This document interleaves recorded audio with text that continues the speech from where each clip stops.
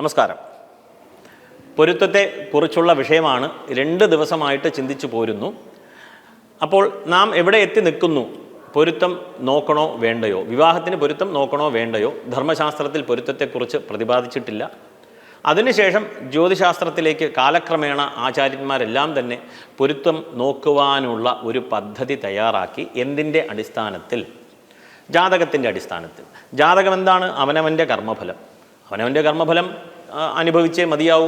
ഇങ്ങനെ പ്രാരബ്ധ കർമ്മത്തെ അനുഭവിക്കണം. പ്രാരബ്ധസജ്ഞ മനുഷ്യജാതോ ജാതക ചിന്തനം. അപ്പം ജാതകം ഇല്ലെങ്കിൽ ജാതകത്തിലൂടെ ഗ്രഹങ്ങൾ നമ്മുടെ തന്നെ പ്രാരബ്ധ കർമ്മത്തെ കാണിച്ചു തരുന്നു. വേണമെങ്കിൽ നോക്കിയാൽ മതി, വേണ്ടെങ്കിൽ വേണ്ട. അപ്പോൾ അങ്ങനെ ഒരാളുടെ വരൻ്റെ ജാതകം എടുത്തു, വധുവിൻ്റെ ഇല്ലെങ്കിൽ പ്രോസ്പെക്ട്സ് ആണല്ലോ അത്, സ്ത്രീയുടെ ജാതകം എടുത്തു. കർമ്മഫലത്തെ നാം താരതമ്യം ചെയ്യുകയാണ് അതിലൂടെ ഉദ്ദേശിച്ചത്. ഇവരുടെ കർമ്മഫലം എങ്ങനെ ഇരിക്കും, ഇവർക്ക് ഇങ്ങനെയാണെങ്കിൽ ഇതുകൊണ്ട് നമുക്ക് കോമ്പൻസേറ്റ് ചെയ്യാൻ സാധിക്കുമോ എന്നുള്ള ഒരുപാട് ചിന്തകളാണ് ഈ പൊരുത്ത വിഷയത്തിലേക്ക് എത്തിച്ചത്. അപ്പോൾ രാമൻ്റെയും കൃഷ്ണൻ്റെയും ഒരു കാലഘട്ടത്തിൽ ഒരു വിഷയം ഇല്ല എന്നത് കൊണ്ട് ഇന്നത് ചെയ്യാൻ പാടില്ല എന്ന നിയമമില്ല. അങ്ങനെയാണെങ്കിൽ യൂട്യൂബ് ഉപയോഗിക്കണ്ടല്ലോ, ടെക്നോളജി ഒന്നും വേണ്ടല്ലോ, MRI സ്കാൻ വേണ്ട, CT സ്കാൻ വേണ്ട, ബ്ലഡ് ടെസ്റ്റ് വേണ്ട, ഒന്നും വേണ്ട, എല്ലാം തന്നെ നാം ഉപയോഗിച്ച് വരുന്നുണ്ട്.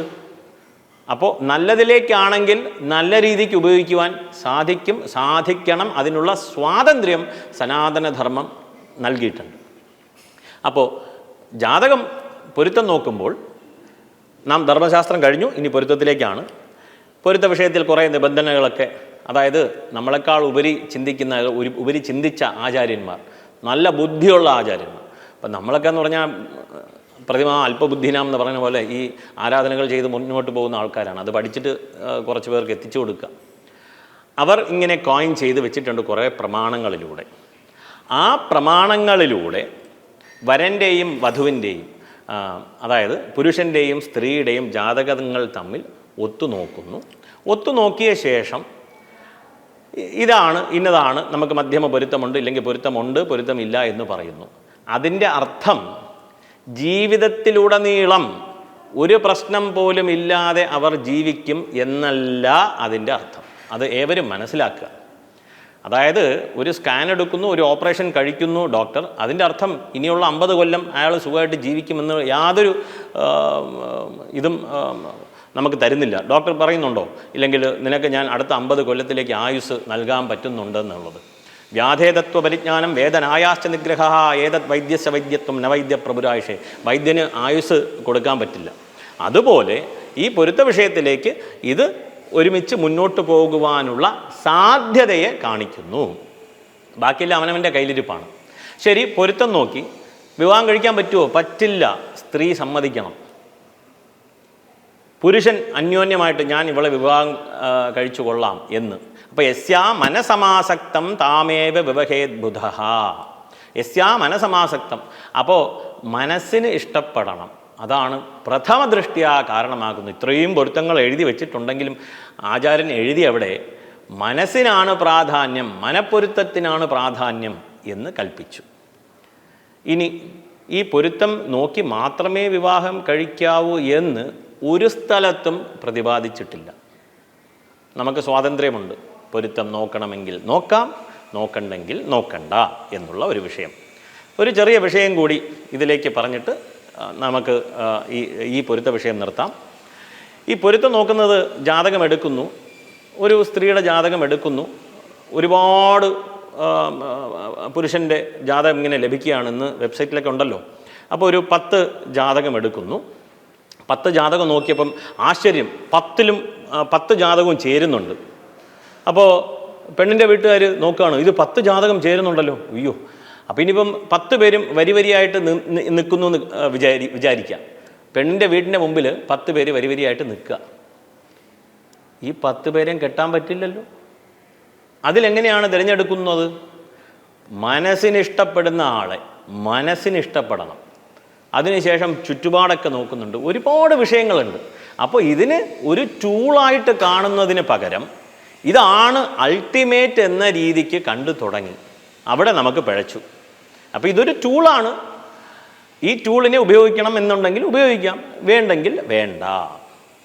അപ്പോൾ വിവാഹത്തിന് പൊരുത്തം നോക്കണം എന്ന് നിർബന്ധമില്ല. ഇനി എല്ലാവരും പ്രേമിച്ച് വിവാഹം കഴിക്കണം എന്നൊക്കെ പറഞ്ഞാൽ ബുദ്ധിമുട്ടും. എല്ലാവരും ഇപ്പോൾ പ്രേം നസീറും സത്യനും ആകാൻ പറ്റില്ലല്ലോ. ആരെയും വിഷമിക്കുവാനുള്ള ഒരു ഉദാഹരണമല്ല. പ്രേമിക്കാൻ അറിഞ്ഞുകൂടാത്തവരുണ്ടാവും, അല്ലെങ്കിൽ അവന് കിട്ടാത്ത അവന് ഇഷ്ടപ്പെട്ട ഒരു പെണ്ണ് വരാതെ ഇരിക്കാം. അപ്പോൾ ഒരു ആണും പെണ്ണും തമ്മിൽ ഒരു മധ്യസ്ഥത വേണം, ഇല്ലെങ്കിൽ പെണ്ണിൻ്റെ വീട്ടുകാരും ചെറുക്കൻ്റെ വീട്ടുകാരും തമ്മിൽ സംസാരിക്കുവാനുള്ള എന്തെങ്കിലും ഒരു ഉപാധി വേണ്ടേ, ഒരു മീഡിയം വേണ്ടേ? ആ മീഡിയം ഇന്ന് പൊരുത്തമാണ്. ആ മീഡിയം തിരുവനന്തപുരത്ത് താമസിക്കുന്ന ഒരാൾ കോഴിക്കോടിലുള്ള ഒരു സ്ത്രീയുടെ ജാതകം കിട്ടി പരിശോധിച്ചപ്പോൾ ഡയറക്റ്റായിട്ട് ഫോൺ വിളിച്ച് സംസാരിക്കുകയാണ്, ഇങ്ങനെ ജാതകം വന്നിട്ടുണ്ട്, ഒന്ന് സംസാരിച്ച് മുന്നോട്ട് പോയാലോ എന്നുള്ളത്. ഈ ജാതകം അതിനൊരു മീഡിയേഷൻ, ഒരു മീഡിയമായി മാറി ഇന്ന്. അങ്ങനെയും നമുക്ക് ചിന്തിക്കാം. അതില്ലെങ്കിൽ എങ്ങനെയാണ് എവിടെ ചെന്ന് ഒരു ഇനീഷ്യേഷൻ എവിടെ നിന്ന് നമുക്ക് തുടങ്ങുവാൻ സാധിക്കും? ഇനി ഇത് കേരളത്തിൽ മാത്രമാണോ? അല്ല, കന്യാകുമാരി മുതൽ കാശ്മീർ വരെ ഈ പദ്ധതി, പൊരുത്തം നോക്കൽ പദ്ധതിയുണ്ട്. അത് പല രീതിക്ക് കുറച്ച് അവിടെ ഇവിടെ വ്യത്യാസമുണ്ട്. എന്നിരുന്നാലും ഇതിൻ്റെ ഉദ്ദേശം ഒന്ന് തന്നെയാണ്, പ്രമാണങ്ങൾ ഒന്ന് തന്നെയാണ്, കുറച്ച് വ്യത്യാസമുണ്ട്, ഇത്രയേ ഉള്ളൂ. അപ്പോൾ അത് ഇരു കൂട്ടരെയും സംസാരിക്കാൻ വേണ്ടിയിട്ട്, അന്യോന്യം മനസ്സിലാക്കുവാൻ വേണ്ടിയിട്ട് കൂടി കാരണമാകുന്നു എന്നതുകൂടി ചിന്തിക്കുക. ഇനി ഒരു അപേക്ഷയോടുകൂടി നിർത്തുകയാണ്. ഈ പൊരുത്തം എന്നതിലേക്ക് ജനങ്ങളുടെ മനസ്സിൽ ഓടിയെത്തുമ്പോൾ ഒരു രാശിപ്പലകയും കവടിയും കാണുന്നുണ്ട്. അങ്ങനെ ഒരു ഫോട്ടോ ഇട്ടിട്ട് ഈ പലകയാണ് പലരുടെയും ജീവിതം നശിപ്പിച്ചത് എന്നുള്ളൊരു ചിന്തയുണ്ട്. തെറ്റാണ്.